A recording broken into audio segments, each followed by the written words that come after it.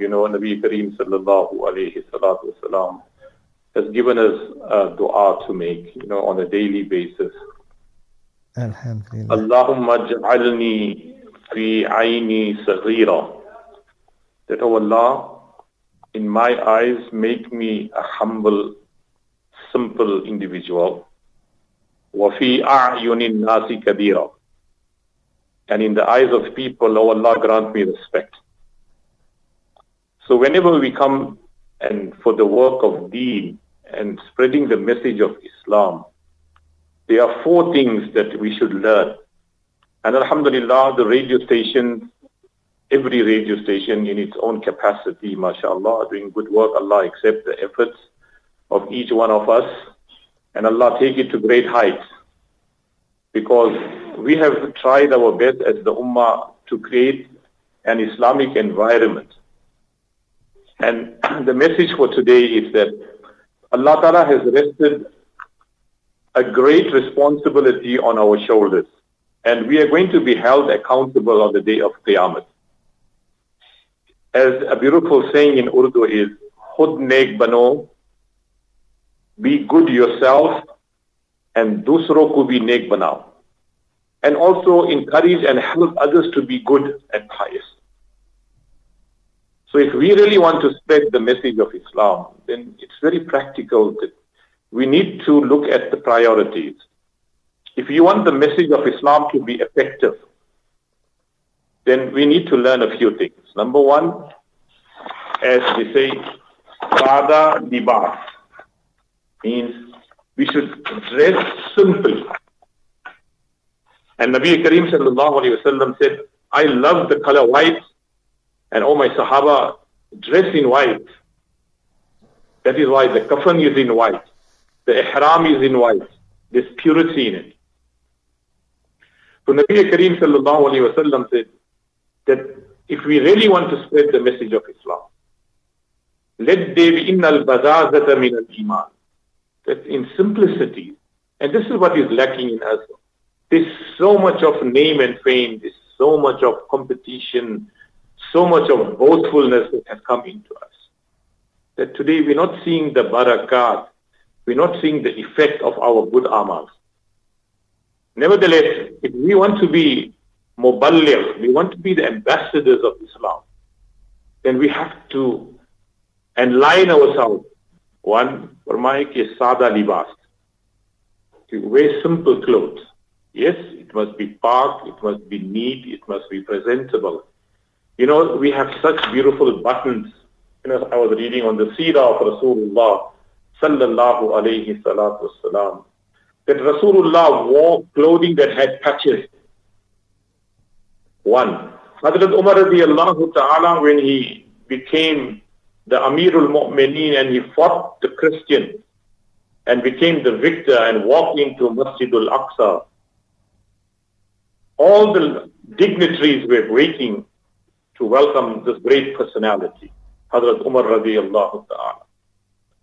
And he and his slave both were coming. And Hazrat Umar radiallahu ta'ala, as he came closer, the other Sahaba Kiram went up to him and said, Amirul Mu'mineen, you need to dress a little bit more dignified. And Hazrat Umar radiallahu ta'ala was wearing kurtas that had patches. Imagine if you're going to a function today and the clothing you and I wear have patches on it. We will be absolutely embarrassed. But Hazrat Umar radiallahu ta'ala's kurta had, mashallah, patches on it. So the Sahaba Kiram said, maybe you should change your outfit and wear something, inshallah, that will look very much more presentable. Allahu Akbar. Hazrat Umar radiallahu ta'ala said, Allah Ta'ala gave us as Muslims respect and dignity because of Islam, not because of clothes and dressing. I will remain as I am. Whatever Allah wills will happen, but I will not change the sunnah of my Habib sallallahu alayhi wa sallam. Even the Prophet sallallahu alayhi wa sallam, some of the clothing that Rasulullah wore had patches. But the point that I was talking earlier on is that the kurta of Rasulullah sallallahu alayhi wa sallam had no buttons. it was open. And when we used to study in Pakistan and travel to India, mashallah, in those, I'm talking about 1975, 1980, they should make such beautiful button holders made out of like gold color with different color chains and different color stones. It looked very elegant, very beautiful to keep the buttons closed in the front. It looked elegant, it looked beautiful. See? But reading the seerah of Rasulullah sallallahu alayhi wa sallam, Huzu sallallahu alayhi wa sallam was so simple that his kurtas didn't have any buttons. He used to put a twig, like a matchstick, between the two holes to keep the kurta together. Allahu Akbar. That was the simplicity of Rasulullah's life. So sometimes let us emulate the sunnah of Rasulullah sallallahu alayhi wa sallam in our lives. So if we want to spread the messages of Islam, inshallah, the first thing, it should be our simplicity in our dressing. Number two, sada makan. Have our home simple. Let it be spacious, alhamdulillah, but let it be simple. As Rasulullah sallallahu alayhi wa sallam said, Allah has kept sa'adat in three things. One is that if Allah has granted you a pious wife who reminds you of your deen, she conscientizes you of your deen, she's there for you and the children, alhamdulillah. What a great ni'mat. The greatest gift that Allah can give to a man is a pious wife. So Nabi Karim sallallahu alayhi salatu wasalam said, Allah has kept goodness, sa'adat in three things: a pious wife, a spacious home, and thirdly, if Allah Ta'ala has given you a good vehicle, it's a sign of goodness from Allah Rabbul Alamin. So if we also learn to live a simple life, sada makan. Thirdly, sada ghiza. Let our meals be simple. Huzur sallallahu alayhi wa sallam used to love, Anas radiyallahu ta'ala says, one day Nabi Karim sallallahu alayhi wa sallam was presented with the dish, a curry, in which there was calabash. Dodi, as you call it, or Judi, you call it. Rasulullah loved this vegetable.